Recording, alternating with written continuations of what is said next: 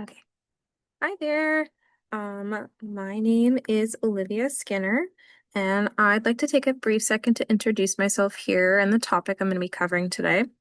I'm from Washington State, from a small town just outside Seattle, and I'm currently a part-time student and part-time barista with Starbucks's College Achievement Program, and I will be talking about my result for the personality assessment that I received, which I determined to be INFP, or the mediator, as it's known. Okay,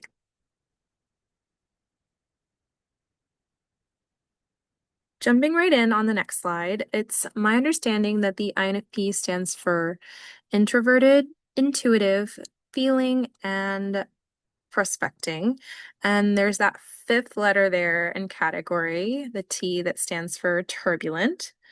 What this means is that I'm more introverted here than extroverted. I tend towards intuition more than strictly observing. Um, that I tend to have more of an emotional feeling way of processing, usually prioritizing that over thinking and facts. Um, and this result also being characterized here by pro prospecting rather than judging, meaning a higher prioritization on abstracts than just what's concrete. And the last letter here, I think, is the most interesting to me because um, it is the most extreme data point. And I think it suggests that I am quite perfectionistic and sensitive rather than assertive and confident. So there is that. The description indicates that these types here are sort of the daydreamers, that they're frequently characterized by their highly introspective, creative, and empathetic personalities. Also very passionate. It suggests that careers well suited to this personality are going to be ones that allow the individual to express a certain amount of autonomy and freedom there and allow for that flexibility without being totally isolated and hopefully aligning with the strong sort of internal compass. And as far as an outside source goes, I found an article on an Indiana University's website, on their resource page that kind of corroborates um, this this statement here and uses language like how these individuals are future oriented and curious, and how they often align well with those more humanitarian and creative careers and education programs. Some examples here that I listed, they suggested might be like a teacher, an educator, someone who's a journalist, a librarian, a translator, an interpreter, an artist, an author, etc., etc. Which does make sense considering this type is said to be very motivated by um, like a service mentality and is quite idealistic, creative. And I list a couple majors here that I think are certainly in accordance with someone who might have those traits. Someone who might want to make an impact through education and connecting that way, or design and like other related liberal arts there. Um, and they don't specifically name my major that I'm pursuing, communications, but there are certainly related degrees there of, English, modern languages, sociology, journalism. Okay, alrighty. And to assess this result here on the next slide, I put my first bullet point here to say I do actually have experience with this quiz, and I have known it in the past as the Myers-Briggs. I'm not sure if the name has changed. But the result that I've received here is pretty consistent with the ones that I've taken in the past over the last couple of years. And I think that the questions have changed a bit, but it's interesting that there's consistency. With that said, I do identify very much with this assessment. I think that most people who know me would agree that I'm definitely known as more of the ideas guy. And I have a very rich active imagination. I really enjoy fiction. and very much would say that I'm quite resourceful and creative when it comes to problem solving. But unfortunately, there are some drawbacks to being so extremely this way. I'm definitely prone to distraction and can err on the side of being not always the most pragmatic, and quite abstract.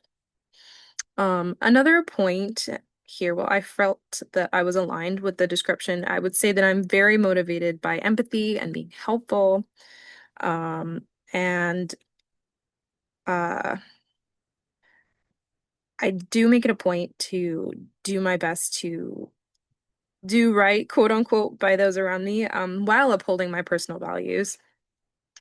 And my last sub point here would be that I'm definitely quite introverted, but also can get restless if I don't balance that alone time with impactful engagement and new ideas or novelty.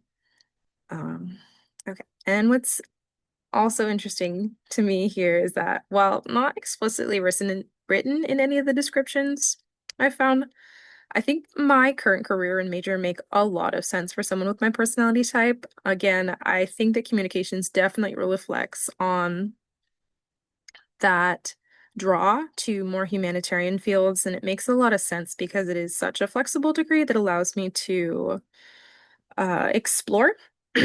My I've got a natural curiosity for the social and linguistic sciences, communication in general.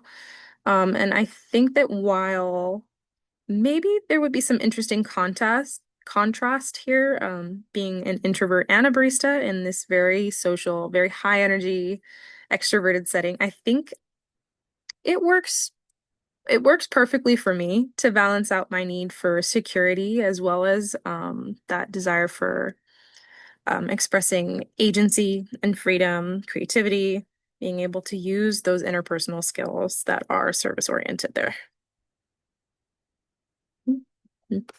Alrighty. And on to the next slide.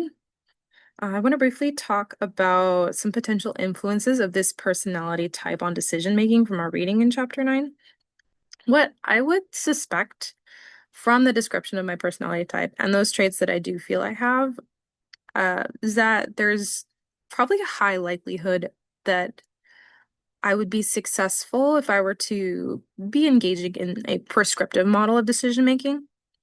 I think it speaks to sort of a contemplative, reflective nature that I might be able to use those traits to address issues that require that evaluation for many different angles and that they could benefit from the outside the box thinking. I was a little excited to read about the Dewey's reflective model and the brainstorming phase that it includes.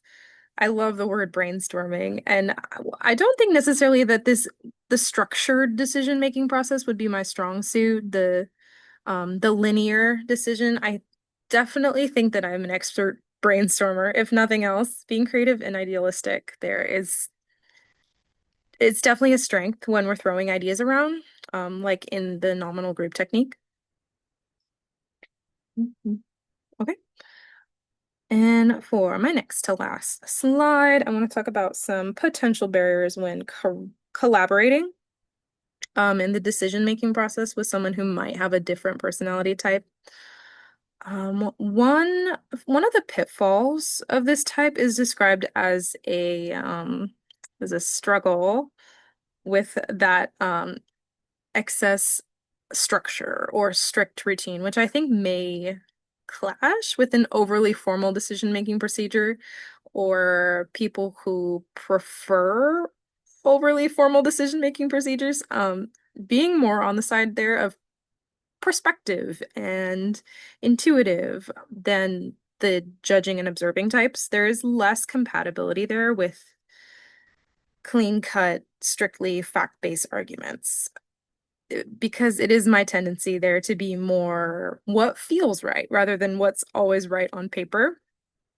And then there's potential there for a psychological or maybe a social influence here that is that if a very assertive personality is present in a discussion, in this decision-making process, and perhaps perhaps this person that prefers to be quite efficient and grounded and move on quickly.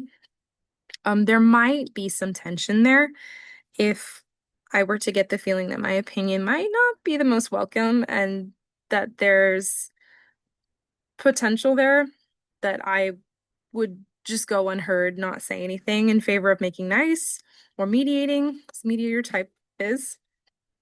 Um, some other potential barriers I think might be present or present themselves with my tendency towards abstracts, which in an organization might look like the decision-making process becoming really tedious or too much thinking and not enough doing.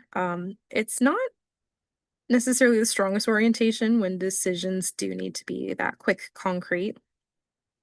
I think there's also a potential cognitive influence here that I may have gaps in my reasoning because of that proneness um to be speculative, to go with the impulse, the intuition.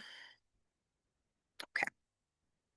Now, I think that is about it for now. To briefly wrap up here, I went over my results from the assessment and a brief analysis of those.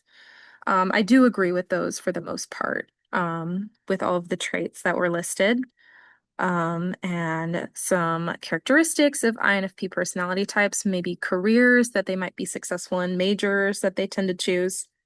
Um, and the influences that those characteristics might have on decision making. And then I wrapped it up with a a list of potential barriers to effective decision making that might be present with my personality type. And there is a brief list of references. All right. Thank you so much, and I hope to see you in the replies.